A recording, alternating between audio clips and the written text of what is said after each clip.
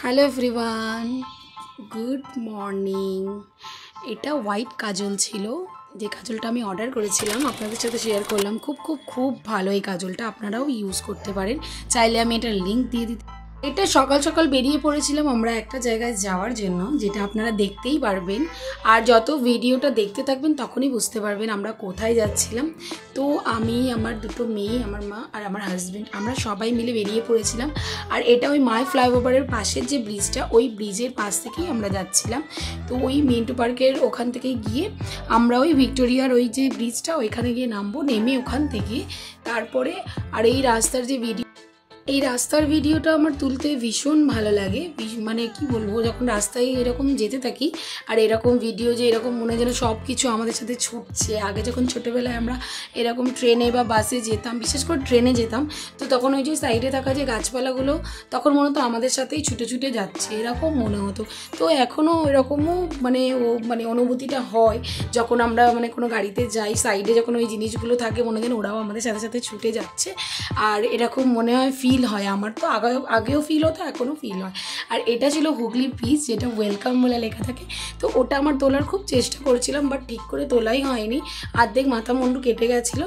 তারপরে দেখুন সামনে গাড়িগুলো যাচ্ছে, মনে হয় যেন আমিও যাচ্ছি। আর যত গাড়ি যাচ্ছে সবাই মানে গাড়িগুলো মনে হয় নিজে নিজেই যাচ্ছে, এরকম মনে হচ্ছে। যখন কোনো লোককে দেখা যায় না, তখন মনে হয় গাড়ি নিজে নিজেই যায়। আর এটা আমরা অনেক দূর পৌঁছে গেছি। পৌঁছে যাওয়ার পরে আমার মেয়ে, ওই যে বড় আরিশা ঘুমিয়ে পড়েছিল, আর ছোটোটা জেগেছিল রাইসা। তো একটু একটু মুখ বাড়িয়ে দেখছিল আর মুখটা ভ্যাংচে দিচ্ছিল। তারপরে আমরা এই যে চলে এলাম একটা মাজারে। তো এই মাজারটা অবশ্য অনেকেই চেনেন, আবার অনেকেও চেনেন না। এটা বর্ধমানে আছে এই মাজারটা। তো এই বর্ধমানে এই মাজারটাই আমরা, তো এই মাজারটার মধ্যে এসেছি। এখানকার ওয়েদারটা আমার খুব, এখানের ওয়েদার প্লাস নেচার দুটোই আমার ভালো লেগেছে। দেখুন এখানে সব কিছু সবুজ সবুজ, কি সুন্দর। আমরা তারপরে চলে এলাম, এসে আমরা ওখানে দাঁড়িয়ে তারপরে আমার মেয়েদেরকে কিছু খাইয়ে দিচ্ছিলাম। কেন একজন কি করেছিল, সকাল সকাল উঠে বমি করে দিয়েছিল, দুজনেই বমি করে দিয়েছিল। কেন অত সকালে ওঠার ওদের অভ্যেস নেই। ভোর 5টা 5:30টার সময় উঠে তারপরে ওরা এত সামনে দিয়ে কখনো এরা এরকম পুকুর দেখেনি, এত মানে জল। তো এরকম দেখতে ওদের খুব ভালো লাগছে। আর সব সাইডে সাইডে যে কলা গাছগুলো রয়েছে, কলা বাগান টাইপের, আমার দেখতে এত ভালো লাগছিলো। আমি খালি বারবার করে ওইগুলোর ভিডিওই তুলে যাচ্ছি, যে পরে যাতে ওগুলো দেখে আমার নিজের ভালো লাগে। তারপরে ছোটো ছোটো মাছও ছিল ওখানে। তারপরে আবার ওই সাইডে দেখুন ওই যে পাখিগুলো হয়, ওই পাখিগুলোও রয়েছে, দাঁড়িয়েছিল। ওইগুলোই আমি দেখছি বারবার করে। আমার এত ভালো লাগছে এগুলো দেখতে। এটা কী পাখি ছিল এটা তো আমি জানি না, আমার তো মনে হচ্ছে বক পাখি। তো আপনাদের ব্ল্যাক ব্ল্যাক ছিল গায়ের ওপরটা, আপনাদের দেখে কোন পাখি মনে হচ্ছে ভালো করে দেখবেন। আমার ক্যামেরাটা জুম করে হচ্ছিল না ঠিকঠাক করে, অনেক দূরে থেকে তারপরে তুললাম। তো আপনাদের যদি জানা থাকে এটা কি পাখি, এর নাম যদি জেনে থাকেন তাহলে আমাকে কমেন্টে বলবেন কি পাখি এটা। আর দেখুন কলা গাছ, মানে যে গাছগুলো কি সুন্দর শুয়ে পড়েছে, আবার কিছু কিছু গাছ নতুন উঠেছে।